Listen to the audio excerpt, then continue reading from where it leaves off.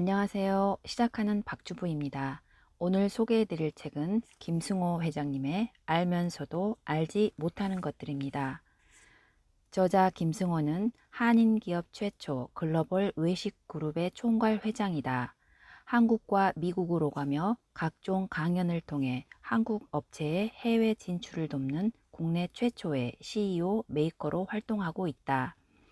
현재 한국, 미국, 일본 등에 500억을 투자해 스노우팍스라는 그랩고 레스토랑을 연이어 오픈 중이다. 하나의 매장으로 시작해 10여 년 만에 연 3,500억 원에 달하는 기업을 일궈냈고 4천억 원대의 자산가이자 부채가 제로인 기업가가 됐다.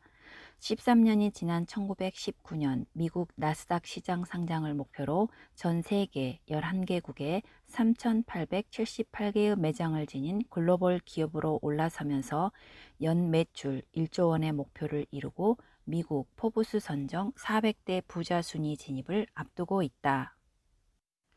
이 책은 총 6장으로 구성되어 있습니다.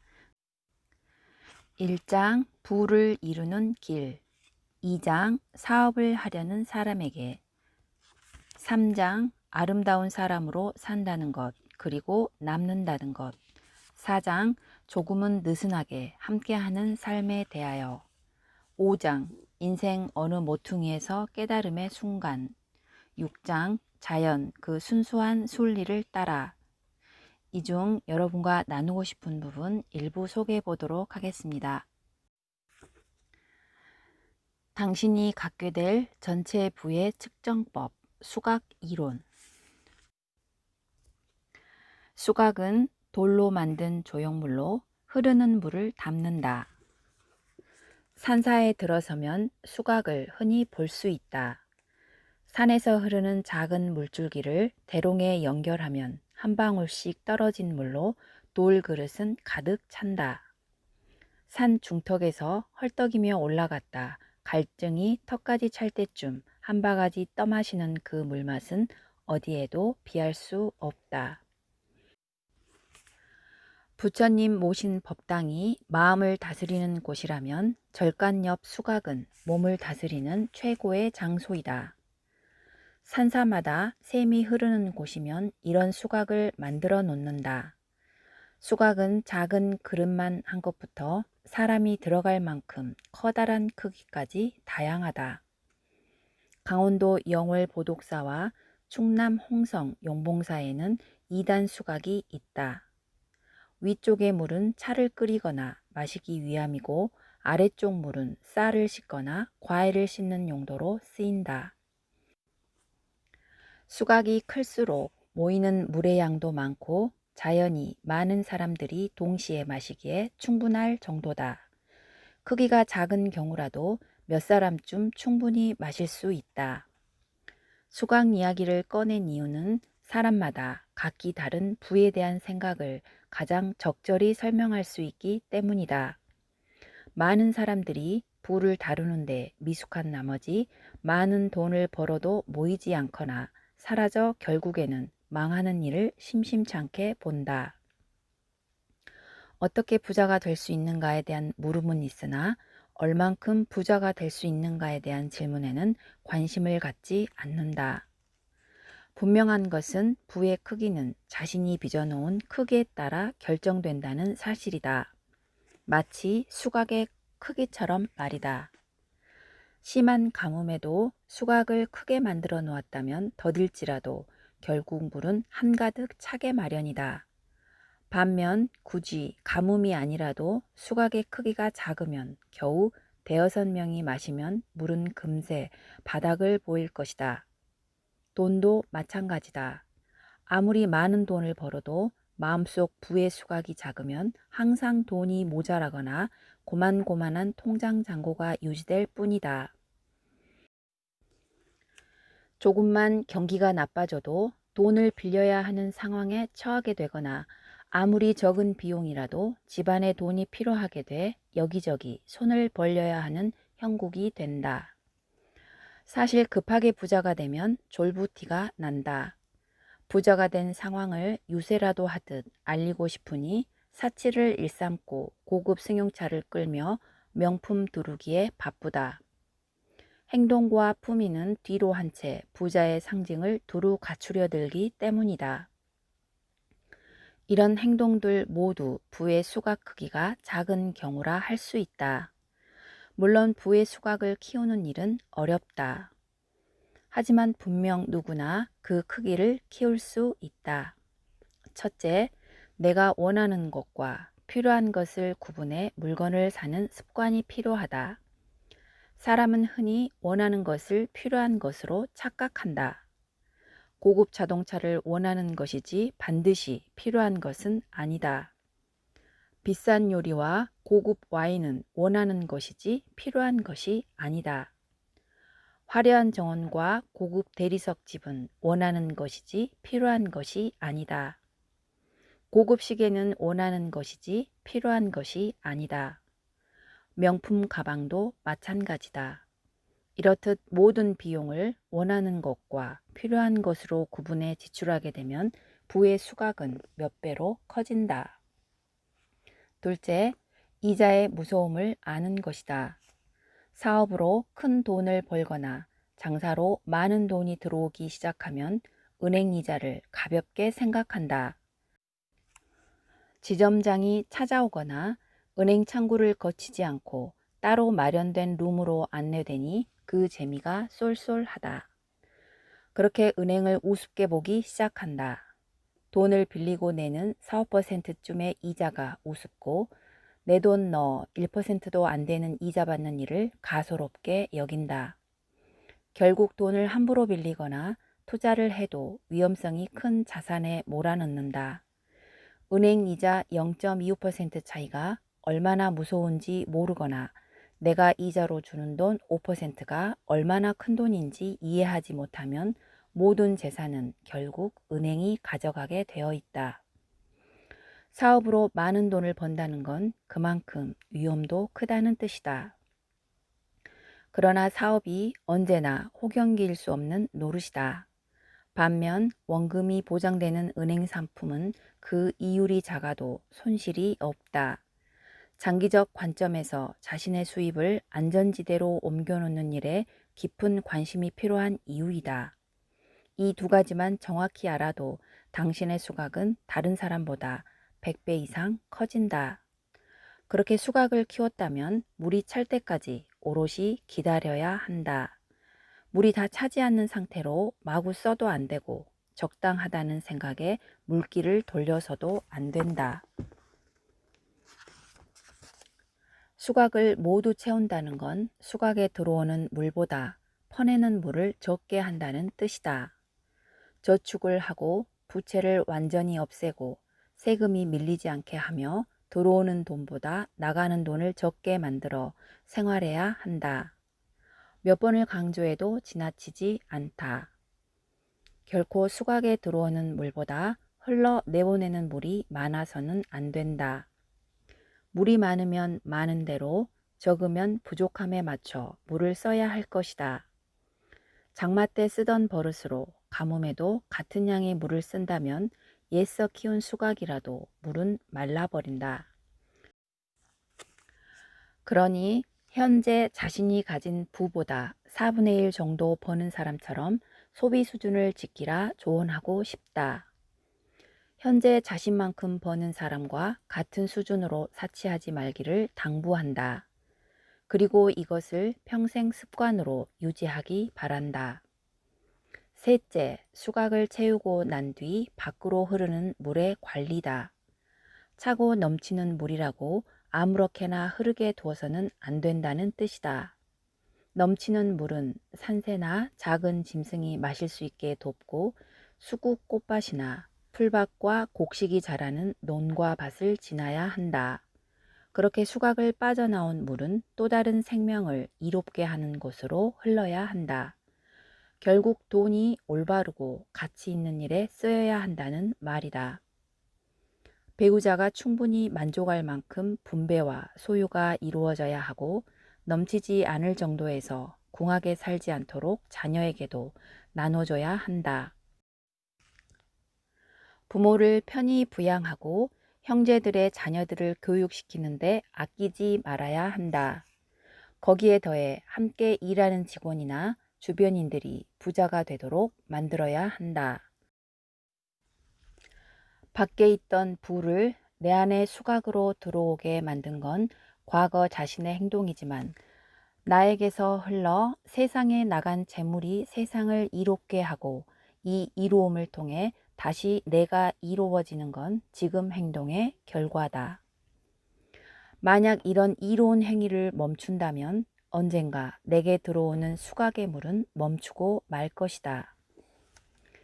위인은 위대한 일을 해서 위대해지는 것이 아니다. 오히려 작은 일을 소홀히 하지 않기에 위대해지는 것이다.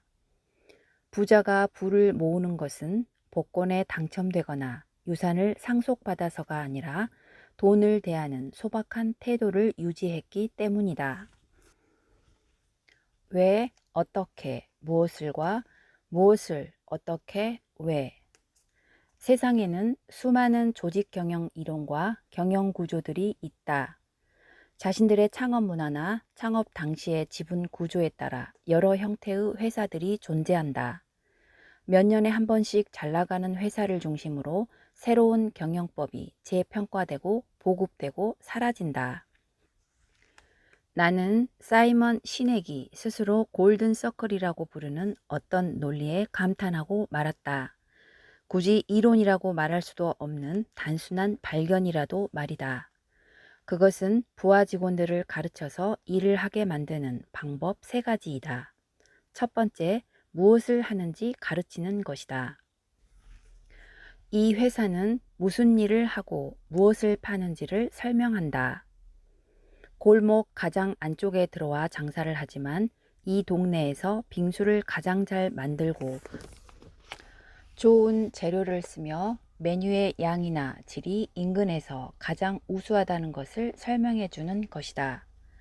두 번째, 해당 업무를 어떻게 하는지 가르치는 것이다.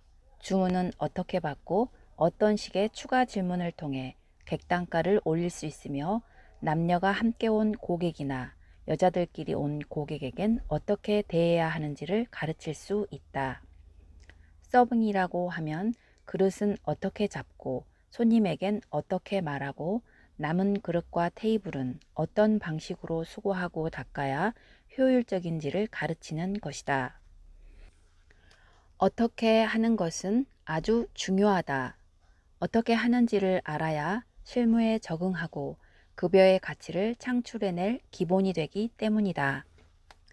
마지막으로 왜 이 일을 하는지 알려주는 것이다. 이 마지막에 왜라는 방식에서 모든 기업이나 조직은 다른 기업이나 조직과 그 성과와 발전 속도가 달라진다. 왜 이 일을 하는가에 가치를 부여하면 직원들에게 업무 지시를 일일이 할 필요도 확인을 하거나 회의를 할 필요도 없어진다. 세상의 어떤 단체나 회사도 자기들이 무슨 일을 하는지 잘 알고 있다. 자기 회사가 무슨 일을 하는지 모르고 회사에 다니는 사람은 세상에 아무도 없을 것이다. 직원이 1000명이 있는 회사라면 그 1000명 모두 자신의 회사가 무엇을 하는 회사인지 잘 알고 있을 것이다. 그런데 그 일을 하는 1000명 중에 일부는 아주 그 일을 잘하는 사람들이다. 그들은 어떻게 그 일을 하는지 알고 있다. 제품의 특성이나 서비스의 종류를 잘 알고 있고 시장의 경쟁자들을 어떻게 이길 수 있는지 잘 꿰뚫고 있는 세일즈인도 있고 어떻게 상품을 만들어내는지 그 방식이나 기술적인 테크닉은 무엇인지 잘 알고 있는 직원들도 있다.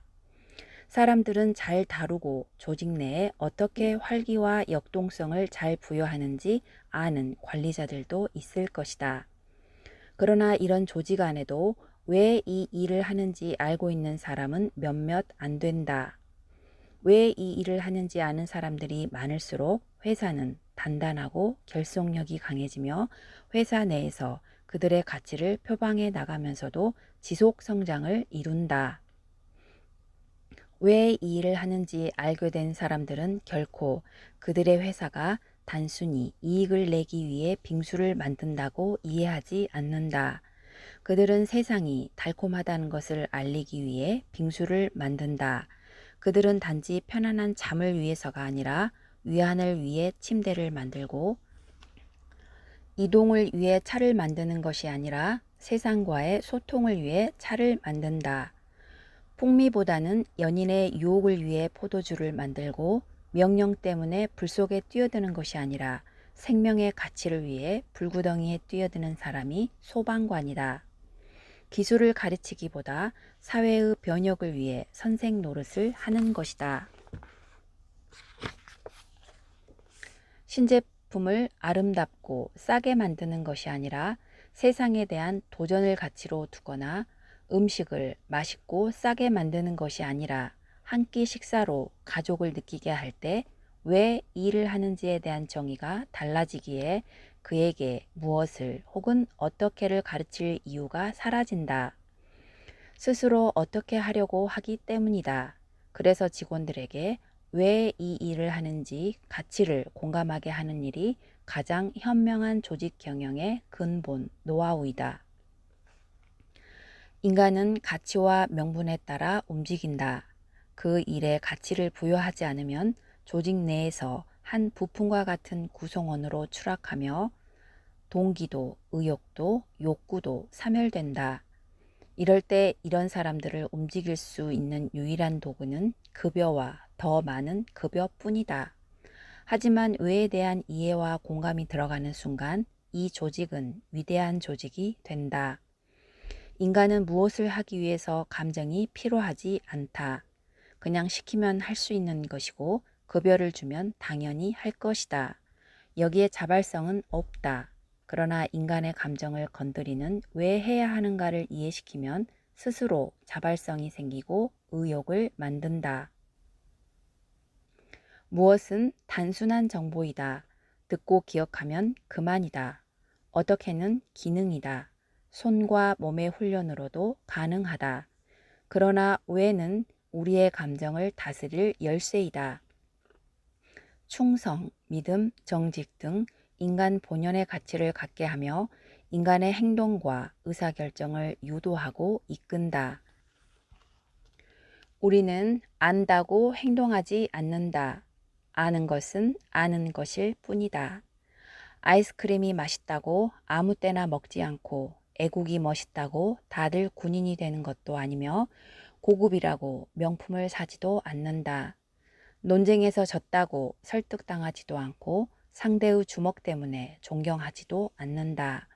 마음은 힘이나 논리로 설득되지 않는다. 마음이 간 후 이를 논리적으로 포장하고 힘으로 강제할 뿐이다. 당신이 하는 일을 왜 하는지 모르면서 남에게 표를 구하거나 물건을 팔거나 계획에 동조하게 하려 한다면 이미 실패했다. 당신이 가진 것을 필요로 하는 사람에게 파는 것이 아니라 당신이 믿는 것을 팔아야 한다. 당신이 믿는 것을 믿는 사람을 찾아내서 함께 일하는 것이 참된 고용이다. 그것이 아니면 그냥 취직이다. 단지 그 일을 할 줄 안다는 이유로 고용을 했다면 그들은 돈을 위해서만 일을 할 것이고 더 많은 돈을 주지 않으면 떠날 것이다. 그러나 당신이 믿는 것을 믿는 사람을 고용한다면 그들은 당신과 같은 신념으로 이 일을 할 것이다. 그러기에 다그치고 가르치고 관리하고 평가할 이유가 사라진다. 왜가 사라진 조직은 서서히 죽어가고 왜가 설명이 안 되는 회사는 지속 성장할 수 없다. 당신의 조직이 많은 무엇을과 조금의 어떻게와 혼자 왜를 가진 상태라면 많은 왜를 가진 조직으로 바뀌어야 한다. 갑질 논란 그 중심에 서서 2015년 10월 어느 날 아침 나는 한국 매장에 공정 서비스 권리 안내라는 제목의 손바닥 2개만한 사이즈의 안내문을 붙였다. 이 글이 전국을 떠들썩하게 하고 70여 회의 인터뷰로 이어질 줄은 그때는 생각지 못했다. 그 글은 이랬다. 공정 서비스 권리 안내. 우리 직원이 고객에게 무례한 행동을 했다면 직원을 내보내겠습니다. 그러나 우리 직원에게 무례한 행동을 하시면 고객을 내보내겠습니다. 상품과 대가는 동등한 교환입니다. 우리 직원들은 훌륭한 고객들에게 마음 깊이 감사를 담아 서비스를 제공하겠지만 무례한 고객에게까지 그렇게 응대하도록 교육하지는 않겠습니다. 우리 직원들은 언제 어디서 무슨 일을 하든지 항상 존중을 받아야 할 훌륭한 젊은이들이며 누군가에게는 금쪽 같은 자식이기 때문입니다. 직원에게 인격적 모독을 느낄 언어나 행동, 큰 소리로 떠들거나 아이들을 방치하여 다른 고객들을 불편하게 하는 행동을 하실 경우에는 저희가 정중하게 서비스를 거부할 수 있음을 알려드립니다. 브랜드 최고 관리자. 글은 순식간에 퍼졌다. 페이스북에서는 공유가 수천 건으로 이어지고 1000개가 넘는 댓글이 달렸다. 일본에까지 이 논란이 소개돼 60만 명 이상의 사람이 좋아요를 누르는 일로 번졌다. 사실 그 안내문이 붙이기 전에 우리가 운영하는 매장의 한 곳에서 작은 사고가 있었다. 마감 세일을 핑계로 어차피 버릴 것인데 더 달라는 고객과 시비가 있어 고객이 직원을 밀치고 막말을 퍼부은 일이 생긴 것이다. 흔히 한국에서 진상 고객이라 부르는 이런 무례한 고객이 미국이라고 없지 않다. 그러나 미국에서는 We reserve the right to refuse service to anyone. 우리는 손님이 누구이건 받지 않을 권리가 있다라고 써놓고 소란을 일으키는 고객에게 그 글만 손가락으로 가리키면 그만이다. 그래도 말썽이 계속되면 경찰을 불러 내쫓는다. 나는 전 세계 여러 나라에서 매장을 운영하고 있다. 그런데 유독 한국 매장에 이런 것을 붙였다는 것이 사회적 이슈로 등장하는 배경을 생각해 보았다. 한국은 지난 8, 90년대 산업화 과정을 거치며 서비스 문화 역시 급격하게 발달했다. 그러나 많은 기업들이 그동안 윤리를 포함하지 않은 CS 교육을 보급했다. 그들은 이 문제를 내면에 숨기고 자신들의 직원들에게 인간으로서의 최소한의 존중도 보장하지 않은 채 친절이란 미명을 강요하고 있었다. 그러니 비합리적으로 접근하는 모든 고객에게조차 무조건 복종하는 문화를 만들어낸 것이다. 일부 콜센터의 직원들은 손님보다 먼저 전화를 끊지 말라는 규정 때문에 욕설이나 모욕 혹은 성추행에 가까운 무례에도 전혀 대응하지 못하고 있다. 백화점 시식 코너에서 시식이 아닌 식사를 하는 고객에게도 그만하라는 소리조차 함부로 못한다. 식당에서 20분 넘게 소리를 질러대며 항의하는 불량 고객 옆에서 밥을 먹어본 사람이라면 자기가 대신 싸워보고 싶은 경우가 분명 있을 것이다. 그들은 결국 선량한 고객들을 볼모로 협박을 할 뿐이다.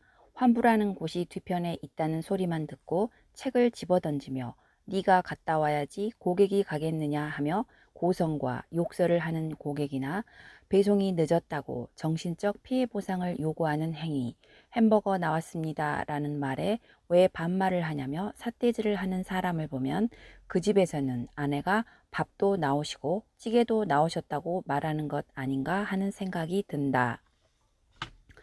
문제는 기업이 이런 악성 고객들로부터 자신의 직원들을 보호해주지 않는다는 것이다. 형사법상 고객에게 뺨을 맞거나 폭언, 모욕을 당했을 때 처리할 폭행죄나 모욕죄가 있다. 그러나 고용주나 사용자에게 해고당할 위험이 있으니 직원들은 혼자 정글에 버려진 꼴이 된다. 기업 대표들이 공정에 기반을 둔 적절한 응대 조치만 취해 주어도 이런 악성 고객들은 순식간에 사라질 수 있다. 한국인의 소비자 수준이 문제라기보다 기업이 직원에게 이런 문제를 지나치게 책임 전가해 놓은 탓이다. 이번 내 글에 쓰인 일반 대중의 공명심을 보면 원래 우리는 꽤 좋은 소비자요, 훌륭한 감정적 동조를 할 줄 아는 멋진 사람들임을 알게 된다. 나는 내 젊은 직원들이 자신들이 다니는 회사에 자부심을 가지고 자신의 일에 자긍심을 느끼는 것을 사랑하고 존중한다. 그 나이의 젊은이들이 성실하게 일한다는 사실 자체만으로도 그들은 충분히 존중받아야 할 사람들이다. 그런데 그런 무례한 고객 하나 때문에 삶에 회의를 느끼고 자신의 직업에 상실감을 가지고 좌절하는 것을 그냥 지켜볼 수 없다. 내 직원을 지켜줄 사람은 나밖에 없기에 이런 의사 표현을 적극적으로 할 수밖에 없다. 결국 직원들도 일에 대한 애정이 깊어지고 고객을 대하는 태도 역시 진정을 담게 된다. 기업 대표가 올바른 대처를 계속 미루고 불량 고객에 대한 모든 책임과 업무를 직원에게만 전가해 숨는다면 결국 정당한 소비자가 피해를 입을 뿐이다. 나의 이 일에서 보듯 일반 소비자들 역시 합리적 시선으로 일을 본다는 걸 알 수 있다. 기업의 대표라면 이제 안심하고 무서워하지 말기 바란다. 비겁하게 직원 뒤에 숨어 친절만을 강요하지 말고 자신의 직원들과 자신의 진정한 고객들을 불량하고 무례한 고객들로부터 적극적으로 보호해주기 바란다. 우리는 원래 모두 꽤 괜찮은 사람들이기 때문이다. 기사 밑에 달린 댓글 몇 개를 보다가 몇몇 근로자들이 우리도 지켜주세요 라는 글을 달아놓은 것을 보았다. 나는 울지 않을 수 없었다. 다행히 이 사건이 있은 후 언론은 서비스 종사자들 편에서 일반 소비자들과 무례한 갑질 고객들을 분리해내기 시작했고 이후 여러 갑질 논란에서 무례한 고객들에게 많은 질타가 이어졌다. 수많은 업체의 사장들이 동참하여 자신들의 직원을 보호하는 것에 관심을 가지기 시작했다. 국회에서는 입법 청원을 위한 자료조사가 진행되어 전 사회적인 공감대를 이루는 계기가 되었다. 어떤 사람을 이를 의례반란이라고 이름짓고 의례반란을 주도한 갑이라는 호칭을 내게 주었다. 만약 이 일로 한국의 건전한 고객 문화가 정착된다면 뒤늦게 한국 사회에 합류하게 된 나로서는 이보다 더 보람 있는 일은 없을 것이다. 함부로 권위에 굴복하지 말 것. 유명인은 자신이 만나는 사람을 다루는 기술을 잘 알고 있다. 유명해지기 전에는 전혀 없던 기술이었을 것이다. 모두는 아니지만 유명인 대부분은 세상에 가면을 보여주고 실제 모습은 감춘다. 그렇게 대중을 상대하고 다루는 기술을 발전시켜 나간다. 자신의 본래 모습과 대중에게 보이는 괴리를 소화해내는 데 익숙해지도록 자신을 변모시킨다. 그렇게 남들이 바라는 모습으로 연기하고 행동하고 더 잘하려고 연습까지 한다. 그래서 대중이 아는 유명인의 모습과 그들의 실제 모습이 정확히 일치하는 사람을 찾기란 매우 어렵다. 그 직업이 작가, 배우, 정치가, 사업가, 가수 혹은 성직자이든 상관없이 그렇다. 유명해진다는 것은 대단한 권력이다. 유명하다는 이유로 무조건 백악관 뒷뜰로 들어와 대통령을 만난 엘비스도 있다. 호감으로 다가오는 모든 사람은 그들에게 돈이고 정보이고 힘이다. 유명인이 무엇을 만지거나 다루거나 사거나 말하면 그의 것이 되고 그 사람으로 인해 생긴 것처럼 바뀐다. 경전의 문구조차 유명인이 말하면 그가 처음 한 말이 되고 제법 유명한 식당도 유명인이 들리면 그것으로 인해 유명해진 식당처럼 된다. 책 한 권, 노래 한 곡도 유명인의 입에 오르내리면 다른 가치가 부여된다. 유명하다는 것은 언제든 어느 상황에서든 예외를 만드니 마치 즉각적으로 법이 바뀌는 것과 같은 느낌이다. 사람들의 무한한 호감을 받는다는 것은 굉장한 권력이다. 호감은 모든 규칙을 바꿔버리기 때문이다. 하지만 유명인들은 그 호감이 주는 호의를 냉큼 받아먹지 않는 기술을 가지고 있다. 그러는 순간에 호감이 사라질 것을 알기에 대중이 호감을 스스로 바치도록 행동한다. 모든 유명인은 그들이 실제로 유명해지는 순간 두 가지 방향으로 자신을 인식한다. 하나는 실제로 자신이 대단한 사람이라고 느끼는 사람과 다른 하나는 조작된 대중 이미지와 자신을 분리해내는 사람이다. 문제는 둘 다 개인에게는 위험한 상황이라는 점이다. 스스로 거인이라 믿는 순간 걸음을 뒤뚱거리게 되는 어느 날 무참히 쓰러질 것이다. 대중 이미지와 자신의 괴리가 먼 사람이라면 자존감에 상처를 받아 대인 공포증에 시달리게 될 수도 있다. 상황이 이러니 유명인에 대한 환상을 버리고 그 권위에 복종하지 않기를 바란다. 유명인과 그 유명인의 행동을 분리해서 이해하고 바라보아야 한다. 유명한 사람이 다니는 식당의 음식이라고 내게도 맛있는 것이 아니라 단지 그에게 맛있는 것이고, 유명한 사람이 가르친 것이라고 해도 그 시대와 상황을 구분해 이해하며 유명한 사람이 입는 옷이라도 그의 몸매와 내 몸매를 비교해야 한다. 유명 성직자라고 해도 하나님과의 사이에서 자신보다 한 치 앞에 있는 것이 아니다. 성경이 라틴어로 쓰여 있는 시대도 아니고 경전이 전부 산스크리트어로 되어 있는 시대도 아니다. 유명한 정치인이라도 그를 무릎 꿇게 하는 정적은 언제든 나타나고, 유명 작가라도 집에서는 발로 걷어차이고 무명 작가가 써놓은 문구가 탐이나 군침을 흘릴 수도 있다. 유명 사업가라도 내년을 알 수 없고 멋진 강연자들도 3년, 5년을 가는 경우가 거의 없다.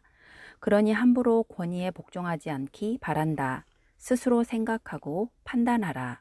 권위에 대한 비판 없는 무조건적인 존중은 스스로 노예가 되는 것과 같다. 모든 유명인이 그 유명세로 행동하는 모든 것에 독립적 판단을 할 수 있는 생각의 힘을 키워야 한다. 우리가 권위를 존중할 때는 상대가 그 권위에 책임을 질 때뿐이다. 그러나 당신을 알지 못하는 그 유명인은 당신의 존중에 책임을 지지 않을 것이다. 그러니 스스로 독립적 판단을 해야 한다. 인기나 명성을 쌓는 데는 10년이 걸리기도 하지만 무너지는 것은 하루아침일 수도 있다. 우리는 사회에서 존경받던 이들의 성추행, 비리, 유괴에 인한 협박, 자살 등으로 쓰러져가는 모습을 종종 본다. 그들에게 주었던 존경과 권위를 그들은 되돌려주지 않는다. 달라고 말한 적이 없기 때문이다. 우리가 자발적으로 주었기에 그들은 진심으로 사과하지 않는다. 다시 그 자리를 회복하기 위해 우리의 아량에 기댈 뿐이다. 그것이 그들의 참 모습이다. 뿌리가 없는 명성은 크면 클수록 추악하다. 명확한 분별은 마음 안에서 찾아야 한다. 이를 다른 사람의 명성에서 찾는 것만큼 무모하고 어리석은 일은 없다. 그들이 위 또는 아래라고 말하는 것이나 동쪽이나 남쪽이라고 말하는 것, 혹은 오른쪽이나 왼쪽이라고 말하는 모든 것은 그들 생각일 뿐이다. 이런 구분은 아무런 의미를 가지지 못하고 절대적인 진리도 아니다. 유명인이 만든 그런 분별을 권위 때문에 따라가는 것은 무의미한 행동이다. 그러한 분별은 애초에 존재하지도 않기 때문이다. 스스로 자기 내면의 용기를 가지고 스스로의 역사를 만들기 바란다. 스스로의 경험을 기억하고 스스로의 시각으로 살피고 스스로 해답을 찾아 자신만의 교훈을 만들어내기 바란다. 책임이 따르는 권위는 이렇게 만들어지는 것이다. 내 스스로 신념을 가지려면 내가 판단하고 내가 생각하고 내가 결정해야 한다. 자신 마음속에 우주의 원리가 될 만한 지혜를 찾아보고 인간 삶의 본성에 대해 이해하려 힘쓰자. 행복은 내 자신 안에서 내가 만들어야 한다. 이러한 자각이 일어나지 않으면 우리는 계속해서 우리의 결정이나 인생을 남에게 바치게 될 것이다. 당신은 그 유명인과 다를 것이 없다. 인간은 누구나 동일한 가치를 지닌다. 당당하고 멋지게 어깨를 펴라. 함부로 사인을 받아 자랑으로 남기지 말고 함께 찍은 사진을 여기저기 자랑하지 말라. 당신도 그와 못지않은 사람이기 때문이다. 존중을 하되 존경은 남겨둬라. 이 세상에서 가장 믿고 따르고 존중하고 존경해야 할 인물은 자기 자신이다. 싸워 이겨야 할 인물도 자기 자신이다. 반드시 자기를 이겨야 자기를 존중하고 존경하게 된다. 내가 가진 모든 것은 나다. 내 돈도 학력도 부모도 아니다. 내가 가진 모든 것은 내 안에 있는 것 뿐이다. 항상 자기 자신의 본질을 돌아보고 내 주위를 둘러싼 모든 것은 변한다는 사실을 받아들이고 이 변화 안에서 어떻게 스스로 혼자 설 수 있는지 판단해야 한다. 자신을 가장 믿는 사람이 자신이 될 때까지 끊임없이 자존감을 잃지 않아야 한다. 내가 스스로 바로 서면 내 앞에 모든 인간관계가 바로 선다. 모든 인간관계에 있어 나를 중심으로 움직이게 하라. 자신이 자기를 하찮게 여기면 만물이 자신을 하찮게 여긴다. 내 머리카락 하나와 천하를 바꾸지 않겠다는 마음으로 삶을 유지하기 바란다. 하찮은 유명세에 당신을 버리기엔 당신은 너무나 소중하다. 당신만이 완성할 수 있는 당신 삶의 목적을 찾아 모든 것의 중심에 서기 바란다. 지금까지 시청해 주셔서 감사합니다.